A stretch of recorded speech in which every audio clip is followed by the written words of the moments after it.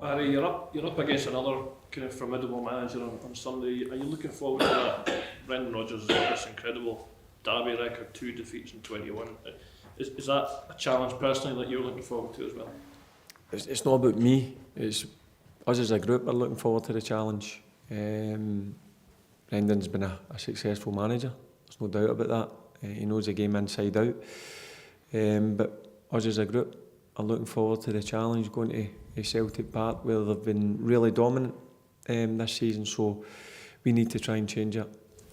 If you could pick out one memory, Barry, from sometimes these matches will be fine Rangers or Celtic players, if you could pick out one, what would it be? Would it be the 2002 Cup final, the 5-1 game at Ibrox? What game stands out for you?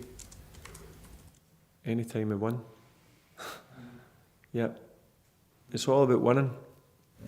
You spoke, Barry, about how much you enjoyed playing at Celtic Park. Take you back a few years, I mean, your debut was a bit of a baptism of fire there, wasn't it?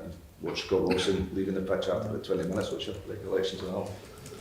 Yeah, but listen, I've good and bad memories, as you do as a footballer. But one thing is, it's a great place to go and play. The fans are right on top of you. It's hostile. But again, I keep going back to, if you want to be involved in football as a player, as a coach, as a manager, these are the type of venues that you want to go and embrace, and that's something that we have to do. As I mentioned to you, I was at the previous game and it was too easy for me. Celtic that day had it too easy. You can't always play well, but if you don't play well, you need to make it tough for your opponent, and that's something that we have to do going forward. When you look at this group of players, do you see enough to think that you can get what you want on Sunday? Yep, I've seen enough already in 2.5 weeks that they're starting to take head of what we're saying. As I said, it's not always about being a good football team or a nice football team. That's not the case. Sometimes you need to roll your sleeves up and do the dirty side of the game, and that's something that we need to improve on, and that's something that I'm working on, me and the staff, and it's something that the players totally understand, how we need to not just approach this game on Sunday, every single game we go into. It's one of the pleasing aspects in being in Barry that every player that we seem to have spoken to since Thursday night, every one of them said there are no excuses, you know, in terms of tiredness, fatigue, whatever. There won't be, Andy. But in terms of that kind of mindset shift, if you like. Yeah, well, for instance, if a player come into me and says he's tired, they won't be playing. That's plain and simple. It's in the head.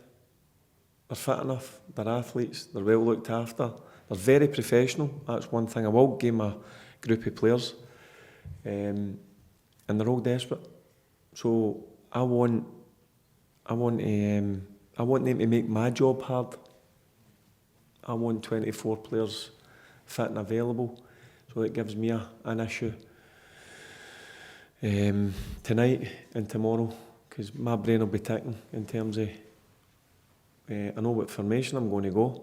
In terms of personnel, there's still a few positions up for grabs. Barry, it looked like the team got the tactics right in the last 2 derbies. I know the cup final went the other way, but it looked that way in the midfield or so. And I mean, is that the way that you saw it as well? Well, certainly the last 2 games were a lot better. I was at both of the games. Tactically, yep, I thought it was really good.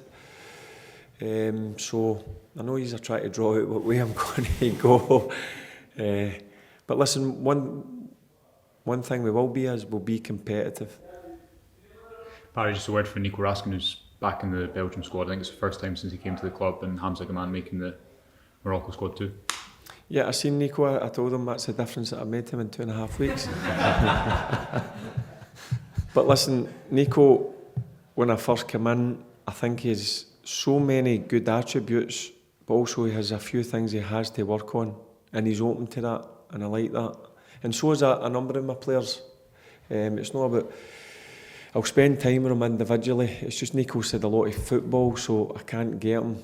He's probably happy with that I can't get him 1-to-1. But no, I'm delighted for him. He's had a run now of games. He's been injury free, but I need to see more. I think there's more in him. I really do believe that there's more in him, and I'm going to try and squeeze every single bit out of him I can, because I think he can go far in the game. Barry, how close was Vaclav Černý to be coming off last night? You probably seen it. Yeah, I thought he'd cramped and he was gone, and I got the message that was the case. I seen him getting rubbed, obviously, just on the pitch, and I mentioned to him, and his attitude, no, I'm not coming off. So he's been a real dangerous player for me, Vaj. So he was good to go, and it was the right decision because he scored one of the penalties. But listen, there was an incident that a player wasn't happy. I would rather my players be like that. That's a wee bit of anger. That's what I have to see. Don't be happy if you're not playing. But that's just the way football operates. You know, it's like it was chaos at that time. We're going into the final 15 minutes of extra time. But listen, he managed to get through that and obviously slotted a penalty home. Okay. Does that show what Černy's about? He spoke about being tired a few weeks ago for Christmas, didn't he? But that shows what he's about. And he's Oh, Vaj will not be tired. He's been told that.